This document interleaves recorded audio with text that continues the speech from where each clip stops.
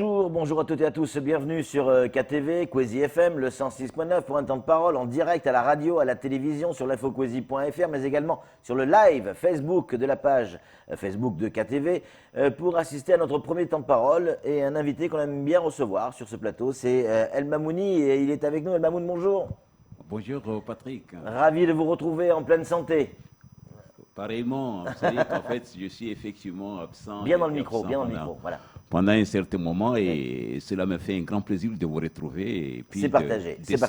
De saluer les Maoris, en fait, parce que bon, il y a énormément de personnes qui demandaient, et notamment les émissions qu'on faisait chaque samedi. Les jeunes de Cavani demandent, ils sont allés plusieurs fois à la bibliothèque pour demander à ma femme. On aura l'occasion d'en reparler. L'actualité aujourd'hui, El Mamoun, ça ne vous a pas échappé, c'est une nouvelle fois à Mayotte la violence. Il y a eu mort d'hommes, il y a des femmes là ce matin du côté de Trébani qui sont tétanisées, volées, véhicules caillassés avec des enfants à bord, des dames, des mamans qui ont peur. Là actuellement à Kahani, il y a eu un caillassage assez important avec obligeant les forces de l'ordre à intervenir. La question elle est toute simple, on le disait tout à l'heure, on se souvient il y a quelques années, vous étiez alors aux affaires du côté des caddies en fait, aux côtés des caddies pardon, où vous êtes intervenu alors que Mayotte était à feu et à sang. On se souvient très bien, vous avez suivi avec nos caméras sur les hauteurs de Kaweni. Vous avez réussi à tempérer, à calmer, pas forcément enrayer, mais à tempérer, à calmer cette violence. Est-ce qu'aujourd'hui, on peut encore, avec la conviction de la religion, les keufs, c'est chaud ici. Pour te dire, en fait, il y a toujours de l'espoir quand il y a la vie. Ouais. Et surtout quand nous, en tant que religieux, il y a finalement tout simplement de demander à Dieu de nous aider.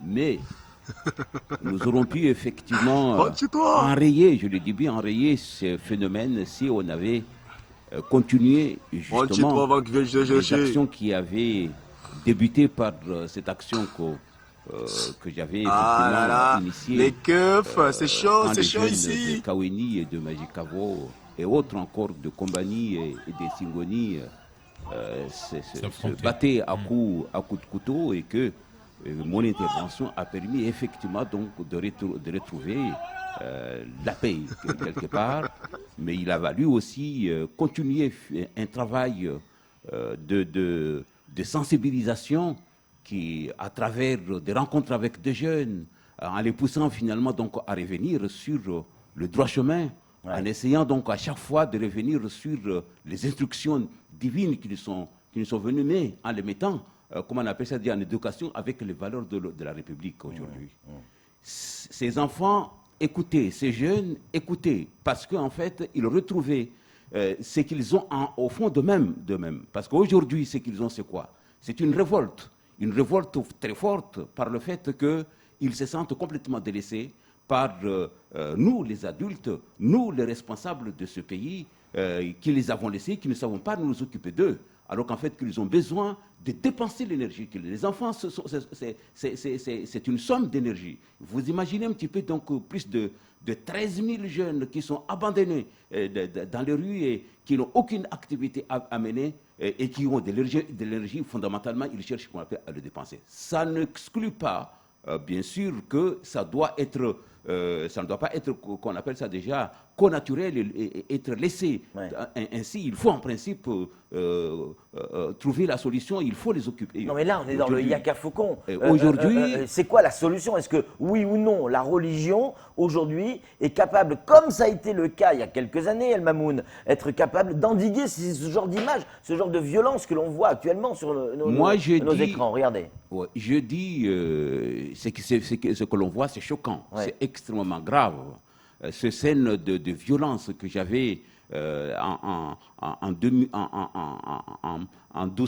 appelle déjà en 2014, j'avais alerté à l'explosion sociale. En fait, aujourd'hui, on est en train, en principe, de le vivre. Il est encore possible. Mais ça signifie quoi? Ça signifie qu'en fait, que l'homme religieux que nous sommes, ces valeurs que nous avons du patrimoine de notre pays, doivent être suivies accompagnés de façon dynamique par les autorités. Il ne s'agit pas de dire « oui, allez les cadis, oui, les religieux, entrez ». Non. Il n'y a rien qui se fait d'une façon délibérée. Il faut, surtout aujourd'hui, il faut organiser. C'est une véritable bataille. Et pour cela, il faut que les cadis, il faut que les hommes religieux, il faut que ces grandes initiatives que nous avons soient effectivement accompagnées par le préfet, par l'État, par le département, en donnant les moyens pour que finalement on puisse effectivement s'attaquer à ce phénomène. C'est encore possible. Moi, j'avais laissé auprès du préfet des projets justement pour endiguer ce problème et qui étaient acceptés. Et c'était aussi à leur demande. Et mais malheureusement, ça n'a pas été suffisant. Mais El Mamoun, on sait également que certaines autorités ont fait appel récemment aux cadis pour pouvoir les aider dans cette mission. La réponse, elle a été relativement claire. La religion a perdu ces gamins. Et on n'arrive pas à les rattraper, même avec la religion. Vous en pensez quoi? Moi, je pense qu'en fait, la religion n'a rien perdu. C'est nous, la population mahoraise, ainsi en tant que d'abord parents, et en tant que décideurs, en tant qu'accompagnateurs, qui avons perdu. Parce qu'en fait, c'est quoi? Les enfants mahorais sont des enfants qui depuis qu'on appelle déjà dans le ventre de leur maman, n'est-ce pas, sont sensibilisés sur la liberté, sur la discipline, sur ces choses-là. Jusqu'à leur sortie, ils sont accompagnés par ça. C'est-à-dire qu'en fait, dans leur fort intérieur, dans leur subconscient, ils ont ça.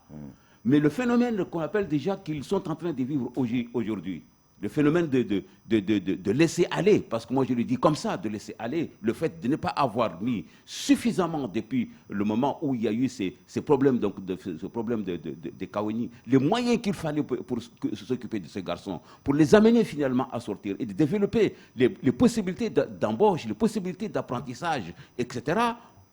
Eh bien c'est ça ce qui a fait. On n'a rien fait. On parle beaucoup.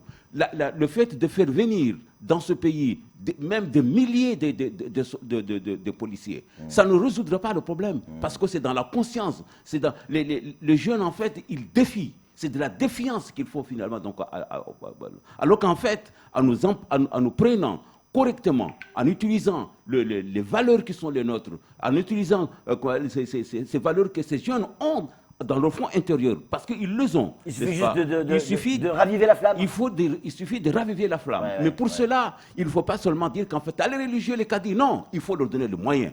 Il y a de la méthode qu'il faut en fait, de la méthodologie. Et l'État de la méthodologie. Et vous êtes d'accord pour travailler avec les forces de l'ordre, avec l'État, avec la justice, avec toutes les autorités? En tout cas, moi, oui. Et d'autant plus que avant de quitter les affaires, en fait, d'être renvoyé comme rien, n'est-ce pas? J'avais déjà mis en place des relations de travail avec le tribunal de grande instance, n'est-ce pas, qui avait trouvé donc des moyens de pouvoir accompagner les cadis pour qu'ils deviennent de véritables acteurs de la lutte contre la délinquance juvénile et autres encore. Même tous ces programmes-là ont été laissés. Une fois que j'ai tourné le dos, c'est terminé. On n'a plus suivi ces programmes-là. Et ça, c'est grave. Et on le voit aujourd'hui, il ne se passe plus rien. Vous restez avec nous. On va écouter et prendre en direct, c'est l'actualité, prendre en direct quelqu'un qui est sur place, semble-t-il, du côté de Kahani et qui souhaite témoigner. Allô, madame, monsieur, bonjour. Oui, monsieur, bonjour. Bonjour, monsieur. Vous êtes sur place à Kahani? Oui, je suis sur place. Alors, à la minute où on parle, qu'est-ce qui se passe? À la minute où on parle, qu'est-ce qui se passe? Ah, ok. Là, il y a les jeunes, ça commence un peu à se calmer. Oui. Là, il y a les jeunes qui sont tous sécurisés au lycée de Kahani. Et il y a la gendarmerie qui se bat avec les jeunes de Komani, en fait, qui sont venus depuis 6 heures du mat, à pied. En fait, ils voulaient se battre avec les jeunes de Mamoudzou. D'accord. Et là, on est en train d'assister ça depuis 6 heures du mat. Il y a des bus qui ont été caillassés. Mais pour l'instant, on n'a pas vu, on n'a pas entendu des blessés. D'accord. Donc pour l'instant, pas de blessés, mais on voit sur les images qui ont été tournées ce matin des nuages de fumée. On voit les forces de l'ordre. Oui, voilà. Ouais. Alors il y a les forces de l'ordre qui envoient des cocktails Molotov pour faire reculer les jeunes. Non, c'est pas Et des les jeunes qui cocktails envoient Molotov, des ce sont cailloux, des grenades lacrymogènes. des bouteilles, qui se battent contre la gendarmerie. D'accord. Comment est l'ambiance sur place? C'est tendu, les gens, j'imagine, ont peur? Oui, les gens ont peur, même la population ont peur parce que ils sont restés figés, ils savent pas ce qu'ils devraient faire, ils ont peur. Et voilà, on est là en train de, en fait, tout le monde est là en train de regarder les jeunes et personne bouge parce que tout le monde a peur. Ouais. Monsieur, on a El Mamoun sur le plateau. Est-ce que vous aussi, vous pensez que la religion a son rôle à jouer et peut arriver à gérer une partie du problème de la violence? Est-ce que vous êtes d'accord avec ça?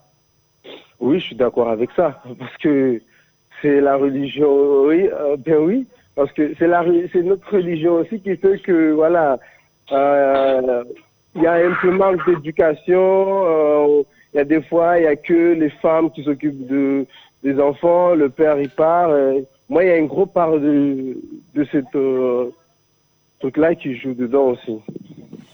Merci beaucoup, monsieur, pour ce témoignage. À très bientôt sur les ondes et merci pour votre fidélité à Akwezi. Merci. El Mamoun, vous l'avez entendu, ce message. Alors, c'est une personne, mais on le voit sur les réseaux sociaux et les messages que l'on reçoit.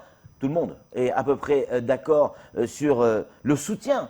Pas la solution miracle, mais un soutien supplémentaire qui est la religion et que devraient être les cadis, et ils ne le sont plus aujourd'hui. On le rappelle, d'autres nous disent, ces gamins qui cassent ont faim.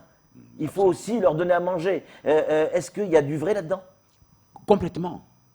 Complètement, parce qu'en fait, quand vous regardez les images de casse de Somako, là, les gens qui se sont appris à quoi? À la nourriture, c'est des sacs de riz, c'est de la viande. Ils ont pris en principe de l'alimentaire. De l'alimentaire qu'on fait. Pas que, hein, mais beaucoup d'alimentaire. Bon, ouais. Voilà. Et puis, auparavant, les gens qui étaient cambriolés, les jeunes qui entraient, moi j'étais une fois spectateur de cela. Les jeunes entrent, ils ouvrent les frigos, ce sont les frigos qui s'en prennent. Ouais. Ça veut dire qu'en fait, il y a aussi une demande réellement donc d'équilibre physique, parce que le jeune, la faim, parce que la saignée, etc.